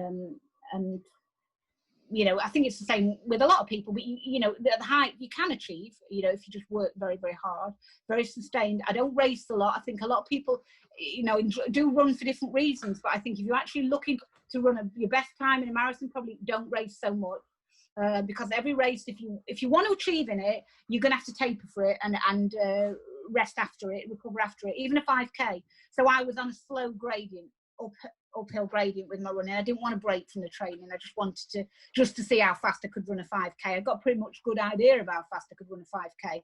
But in the middle of a marathon training program, it's never going to be your best 5K anyway. That's just how I train, and it's worked for me. Or it's worked to a certain extent. I think the video's gone off. There you go. I can see you. Perfect. Yeah, I make you laugh now. My phone died, but I've got it on charge, but it's so bad, my phone, that I have to kind of hold the charging device and push it against itself because oh no. You've got the I same problem as me. Yeah, iPhones are rubbish. I mean, I had a better one and then it went all funny, and it's just kind of lost the whole phone. It needs to be turned off, but it can't be turned off, and it's got to be programmed from within. And it's like, so I went back to this old iPhone 6. So it's probably worth a lot of money. It's probably like an antique, but I'm here now, so it's okay. Thanks. Yeah, to be fair, I've got a Samsung, like a newer one, and it drives me nuts. I sit there and I'm trying to connect it for about 15 minutes before it will say it's charging, and then once I do it, I have to just say, no one come around by this phone, because if it gets nuts, it would just stay off. Exactly, that's what I'm like. Don't touch that phone. Yeah, don't even go by there. Yeah. And the thing is, so now you can see, you can buy into the beauty of Marathon Des Sables. You don't get back to your tent at night. And that's what actually really makes me laugh about people when they're there and they're carrying like phone chargers and on the backpack, trying to get connection. I'm thinking, what are you doing? It's all about being away from that sort of thing, and you brought it with you. So it's very liberating to be away from it all. Yeah, you know what? I really want to do that myself at some point. I'm trying to think whether it'll be through sport or something like that, but just to get a bit of time away from the devices, because it does get a bit too much, doesn't it?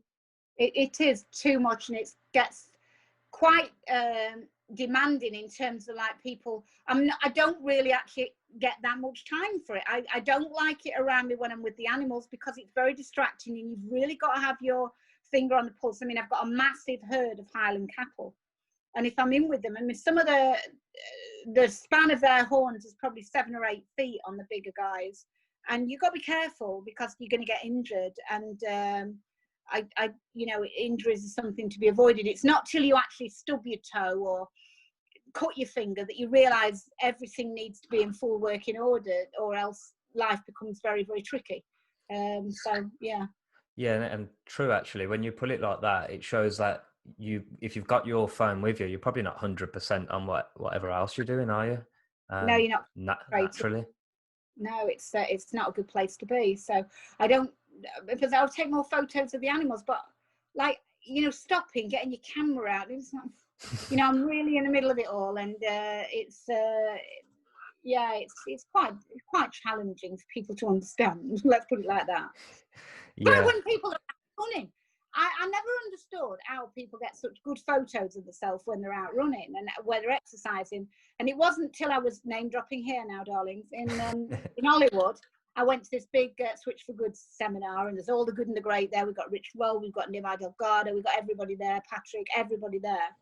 And there's this workshops on various things that we're all invited to attend. And it wasn't exactly called this, but it was basically how to get good on Instagram. So me and Christine Vargas were in on that, because we just don't know how to turn it on, let alone get good on it.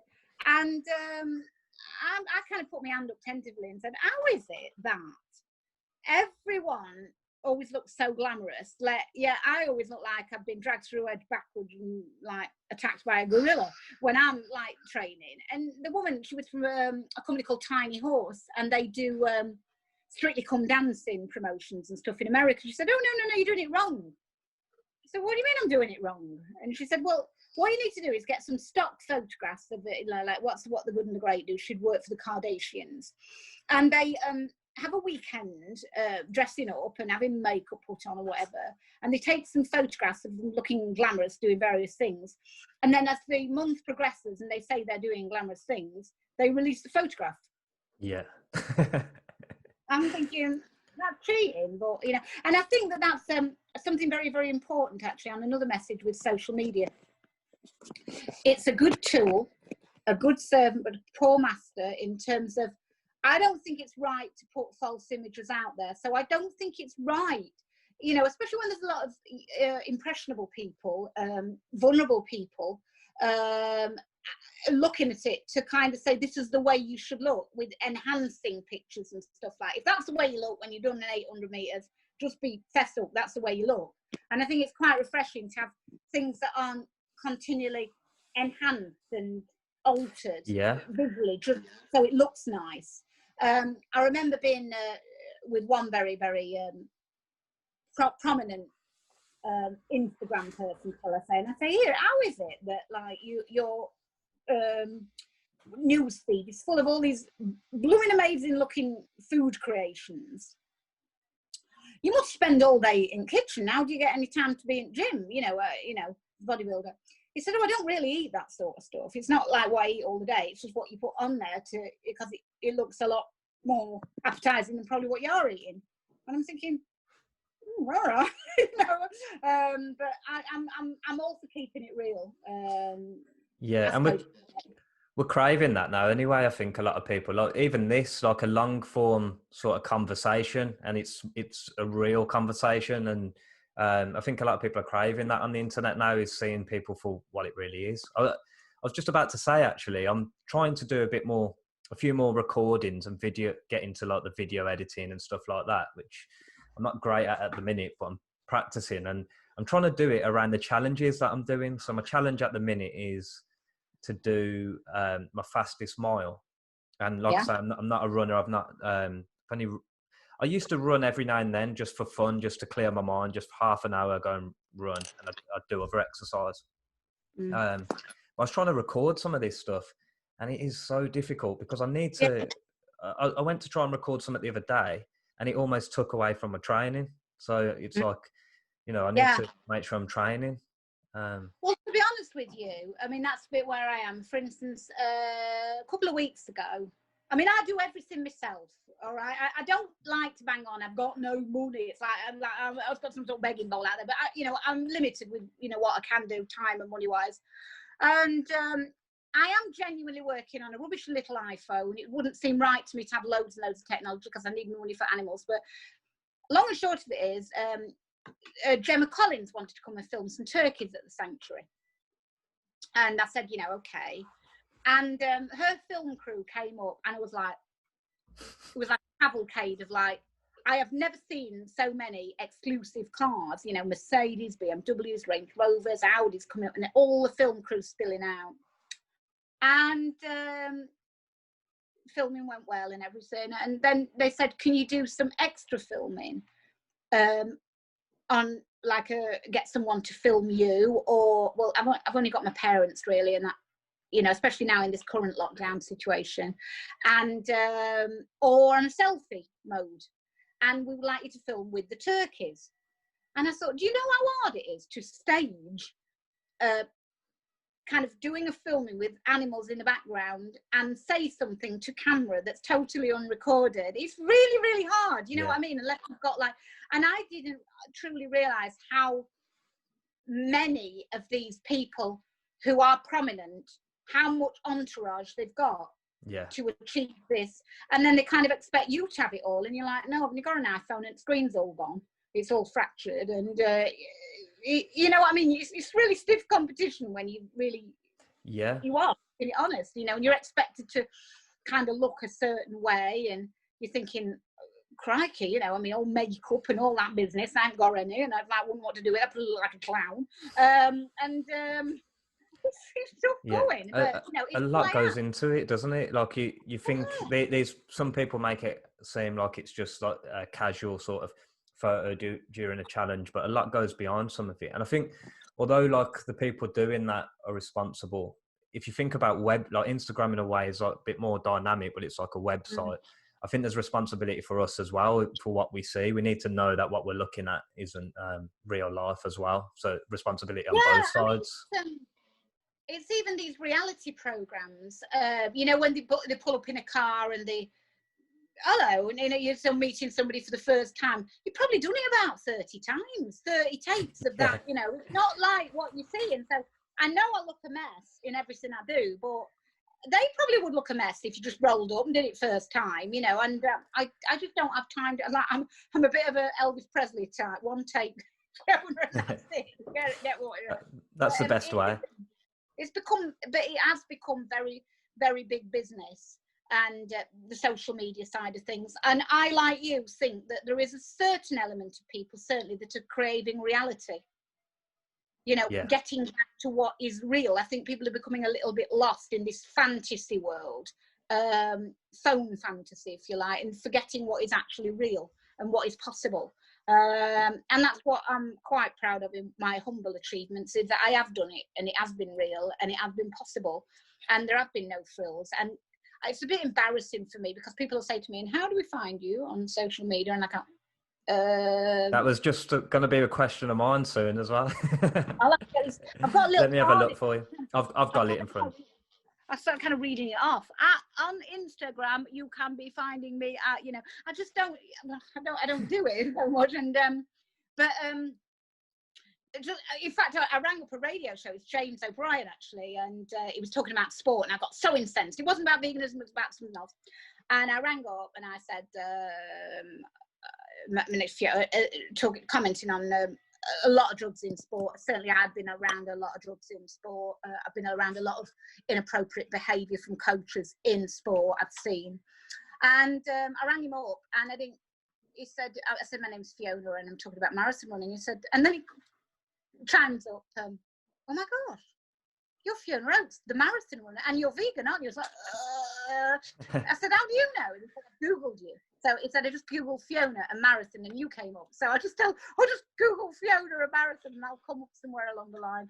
Probably not. But it's personal promotion has not probably been my forte. It probably never will, and it's something I'm probably not ashamed of. But it is tough. I mean, as I say, it is tough to. It's another element of the inspiration that you've offered, though, in terms of keeping it real and just getting on with it and not worrying so much on that aspect of things anyway. So I think it's like a good thing. I mean, I think the last thing you want is these kind of diva people. In very, very much of a kind of serious way. I think that because I've been vegan for a very, very long time, and the reason that The running, actually, some of the results that I've got, especially with the disability, I mean, I've got UK Athletics want me to work with them. There was a government initiative to encourage women into sport purely on my running ability, not on anything about the veganism or anything about that.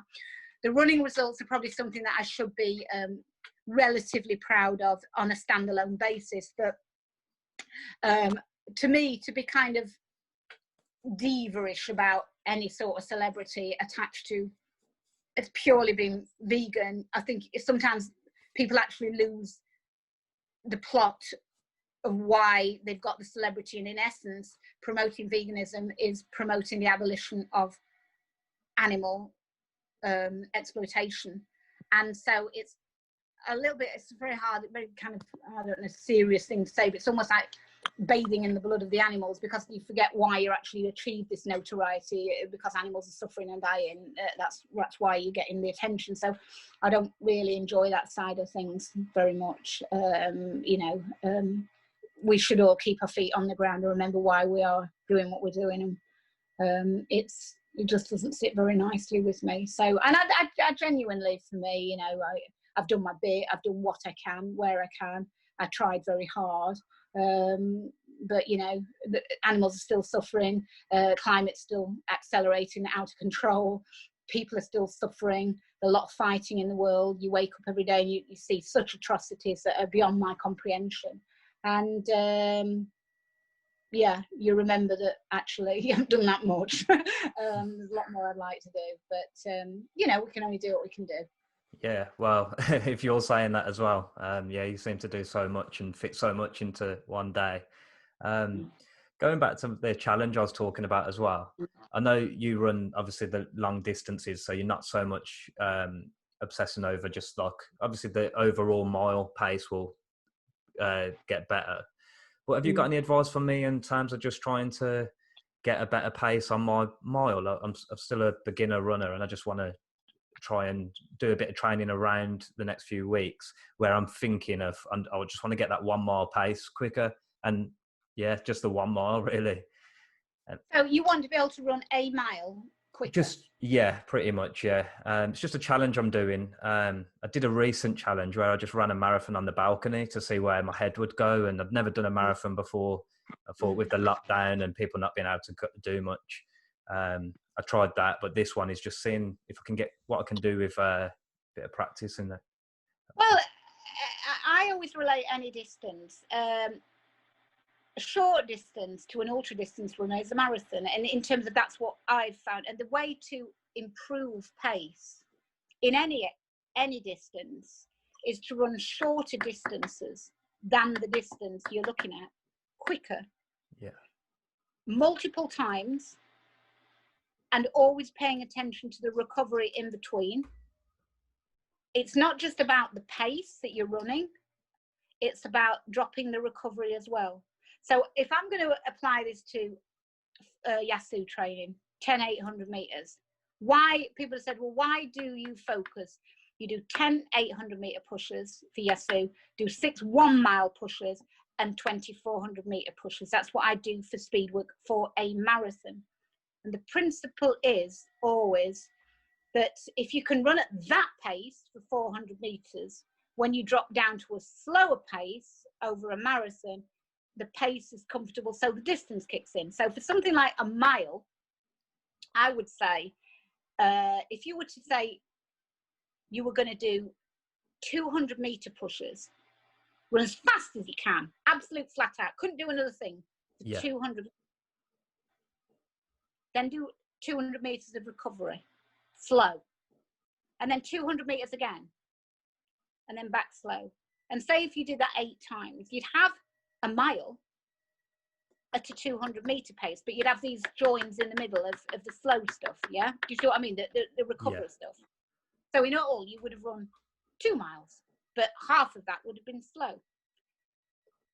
Always trying to drive. So I don't know what pace you'd run 200 meters in. Say if you did it in, I don't know, 60 seconds. I don't know. Yeah. And then 60 seconds off. and then well, you wouldn't run to, say 2 minutes off. So you halved it and did 200 meters slow. So you did 60 seconds and then 2 minutes recovery, then another 60 seconds, all dropping the recovery rate every time you did it. So you took 10 seconds off your recovery, 10 seconds off your recovery, because you're not forced to be able to run a lot quicker every time, but the time it takes you to recover from that could shorten. And so if you've done that, you've got the endurance of a mile in your legs, but you've got the speed of 200 meters. So then when you come back to running 1 mile solid, you should be able to run it quicker. Not at the 200 meter pace, but so there is an equation, if I can make it clearer. For Yasu, they say, if you can run 10 800 meters, and each 800 meters is run at 2 minutes 40 pace, that should roughly equate to how fast you can run a marathon, 2 hours 40, if you see what I mean. So yeah, that makes sense. Yeah, so it's just about, if you can run 200 meters at 20 kilometers an hour, yeah, you should be able to sustain 1600 meters at 16 kilometers an hour, so 10 mile an hour, because it's going to feel a lot slower to you, but you're going to be on your feet a little bit longer. But you've actually, in a way, got that feeling of the length of time, because you've been doing it with the recoveries in between. And if you can drop your recoveries to, say, 60 seconds on, 60 seconds off, 60 seconds on, 60 seconds off, at say 20 kilometers an hour, then you're as hell going to be able to run a mile at 16 or 15 or whatever you want to run it at. And it's the same for any distance, really. It's like I said to you, when I go out and I think, if I'd told me you got a 2 hour run, I'd have needed oxygen before I went. Now it's just like, 2 hours, that's not long. And it actually doesn't seem that long. It's just like, so because it's relatively slow, and it's not, and that's how the same kind of thing works. But you need to do speed work. Okay. A lot of people say to me about marathons, I've been increasing my mileage. I said, not being funny. You will get better because you will get fitter, but you won't get a lot faster. You've got to do speed work. It's very painful to me, especially. I don't like doing it at all, but you have to do it. And if you're doing speed work to its maximum, you're going to feel sick, you're going to feel dizzy, you're going to dread it, because it's hard, and you're going to push yourself that extra little bit out of yourself. And so when you come back to the distance you actually want to run, it's further, but it's not as fast, so it feels relatively easy. You can't expect to run a marathon at the same pace you'd run 200 meters. Well, you might do if you just like jogging about. You might do that. I don't know. But it's all about dropping the intensity to compensate for the mileage. And it's the same over a mile. So if say you were doing on a treadmill, just put in 200 meters as fast as you can run. Then you need a recovery. Then as fast as you can run and faster you can run. And when you come back to, like, I don't know what pace you're at, 14 kilometers an hour, whatever, it will seem relatively easy. You'll be able to keep it going, not as fast, but for longer. Really appreciate that advice, and it makes me feel sick thinking of it. I can just imagine that it's going to be hard work, like you say, because you're really pushing it. And then I guess I'm going to understand that pace a little bit better when it comes to running the whole mile, because you have to feel it. To be honest with you, I'm no special runner, I'm no special anything, but I've literally, I worked so hard with my running. I used to not even know what day it was. I just used to know it was the dreaded 10 800s at lunchtime and a run in the evening. And even a 10-mile run in the evening would seem hard. Every session was always hard, because although it was only 10 miles, I was tired. Yeah. And that's what it's about. You can't train a marathon every day, but you can find ways of training your body to kind of go through that mental or physical fatigue of a marathon every session. And I get on a treadmill, because I do all my training on a treadmill for speed. In my defense, it doesn't lie to you. It's the same treadmill. I've got a big Technogym run race. So you can't kid yourself on there. It's not going to say, actually, I'll just say you're running a bit quicker than you are. You're coming off the back if you're not hanging the pace. And I've just wondered how the hell I'm going to stay alive doing it. I've just thought, that's number one. I've got 9 more. Yeah. Oh, why not going in? Why am Why am I not just like not? And you don't. And but it is hard. I mean, some people might love it, and they might think, "Oh, I love it. I can't stand along with." It's individual, but for me, I've suffered and struggled for what I've got in terms of it's not been easy for me. But I've had a very, very great faith and belief that it is making a difference somewhere along the line. And what has been hard is that until the sudden explosion with veganism, etc., it's been just literally acting on faith, because there hasn't been any kind of great interest in what I've been doing. But I've been slowly putting together this CV that now veganism has risen to the kind of forefront of people's minds. It's like, wow, look at everything you've done. And but I've been too busy doing it to even think about it, to be honest with you. But that's the way to get better with any distance, really. Any distance, keep going out. And if you do more, for marathon training, traditionally, I always used to do 2 over distance runs. So there'd always be 2 28-milers at least in there. Yeah. So when you drop back to 26, you know that you can do that. You've got 28 is well within your compass, so 26 definitely is. And a lot of it's about kidology and mindset, and almost fooling yourself, taking yourself to those dark places in training, pushing yourself through them, so that you know when you come to those dark places in races, because you're definitely going to. It's not like, oh, blimey, all right, what am I doing here? And especially in the desert. I mean, I always used to say, okay, you can train as hard as you like, but you really need to be as fit as you can I couldn't acclimatize for like 55-degree heat.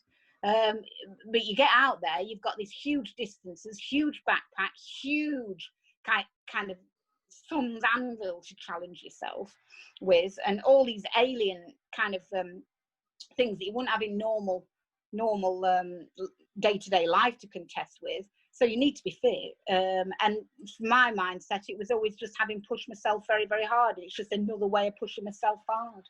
Another kind of atmosphere. Did the heat shock you when you was out there? What was the main thing that shocked you when you've been out in the desert and you've done these different challenges, these different races? I think that the weight on your back is hard to deal with more than anything. You're carrying a relatively heavy weight. I never really struggled with the heat, funnily enough. I like to run in the hot weather anyway. People, I don't really carry water with me when I run, and I can always get a drink if I need it. There's loads of places I can stop, like churchyards or some of the rented yards that I have for the horses. I like to train on kind of deprivation, in terms of always little wins for races. Like in a race, I could have some water. I know how to grab a bottle, but I like to make my training as hard as I can. I can't make it a sub-3 marathon or a sub-2:45 marathon, but I like to make it as tough as I can to get the most out of it as I can. So on the hot days, I'll always choose to go out at the hottest time of the day and train, because I'll wear weights. I'll wear a weights vest. I'll wear hand weights, just to make it that bit harder. But I just, the sand and the pain, the way that little things can make a difference. Like if you get a tiny blister, the way it can just develop into something awful. I mean, I've seen people in that race that have had to have skin grafts on the undersoles of their feet when they've returned home. They've got sand in their shoes, and it's just taken all the skin off their feet. And I think whether it be in the desert or whether it be in the North Pole, the might of Mother Nature, that we have been arousing this kind of, we are these horribly infuriating little species of people that keep challenging Mother Nature, and she's like, oh, go away.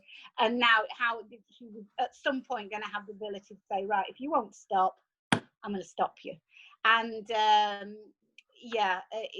just the force of how insignificant I am in those environments, and how easily you could just be swept away or blown away or just extinguished just by one kind of little splutter from this great earth mother that we've got. So yeah, that's basically what it's really kind of taken hold. you've experienced like the contrast as well of weather and different continents. So which one's your favorite? I was wondering as well, which one's your favorite trail to do? I like the desert. Oh, you do? I love to be Okay. in the desert. I love to be yeah. I, People have asked which is the hardest. You wouldn't survive long in minus 40 or 50 running. You wouldn't. That's very dangerous. You survive a little bit longer in the desert than you would at kind of the North Pole and Antarctica. was that I mean, I painful remember then? it. Was that painful in the like doing those temperatures and hard to keep pushing yourself to finish? At the North Pole, in the cold, it wasn't so bad because the key to running in the cold is to not slow down. If you slow down, you'll get hypothermia. I just set off at a pace that was. I am a pretty good marathon runner in terms of the road, so for me to be looking at 4-hour pace wherever is slow. So I decided that you were going to have to take it very, very carefully, which meant you can't run very fast. But my not very fast is probably other people's quite fast. Yeah, definitely. So I wasn't going to slow. So I wasn't going to slow down. I remember at the North Pole once thinking, have I got frostbite in my big toe? It went numb, it went strange. I remember having to have my headgear cut off me if you wanted to go into a tent, because poor old Percy was in my pocket and he had a mint sweet, didn't you? He had a mint sweet and it crumbled, or either that or he ate it. But it just crumbled. You couldn't carry anything with you at those temperatures. It was like 2 or 3 times colder than an industrial freezer. I think I was just swept away on the magnitude and the surreal nature of where I was and what I was doing. Totally alone at the North Pole. I remember when the plane left and went back to Longyearbyen to fetch the next set of runners, because you can't land a heavy plane on the North Pole. It's going to go through like a tsunami. It just like go through and into the Arctic Ocean. And I remember just looking around myself, and it was the kind of cold I can't even explain. And thinking, right, this is your address from now on, Fiona Oakes, the North Pole. This is where, there's no way of getting back. There's no plane. There's no way. No, this is where you're living now, for however many hours you're there. But yeah, to me, I like very austere scenery. And just to look out and just see nothing but sand in front of you and behind you and around you and not a soul else is pretty amazing. And the experiences, races like Marathon Des Sables or Atacama Crossings, another beautiful race. It's the place on the planet to actually look up at the stars. It's so clear. It's where all the big telescopes are. Amazing places to be. Skeleton Coast in Namibia, that's called the ship's graveyard. So you're running along the beach and there are literally shipwrecks all around you, or seals. It's incredible things that you witnessed while you probably you would appreciate it a little bit more if you were trudging along with a giant backpack going, oh, I hate this. Yeah. What made me sign up for this? Because I am that person who is literally in the middle of any old race thinking, I am never ever going to do, if anyone ever suggests to me any race anywhere else, no. And then the minute you get across the finish line, it's like, right, where's the next one? Yeah. But I'm that person. But yeah, the desert it feels like home to me, going home now, just to be there and just experience it all. And I never think about the heat. I don't, whether it doesn't affect me or I don't feel it, or I'm just like, there's so many other things to think about, actually thinking, oh, it's hot. And it's a different kind of heat, very much a different kind of heat. I find it very easy to cope with. Yeah, so I think the desert's probably my favourite place to be. Okay, yeah, I can't imagine. I don't know, it just seems to me like it would be so difficult to get used to the heat. But then I mean, the choice is between that and the minus 40, I think I would have to choose the desert as well. I can't imagine it. But I just want to say... minus 40 is just horrendous. You can't bluff it. I mean, you can't even... I mean, one guy tried to go to the toilet on the course. He had a wee. And it's like freezing when it comes out. When he tried to get moving again, That's he was nuts. he was in this kind of state suit of armour, kind of pseudo suit of armour, because all his clothes had frozen in that instance and he couldn't move.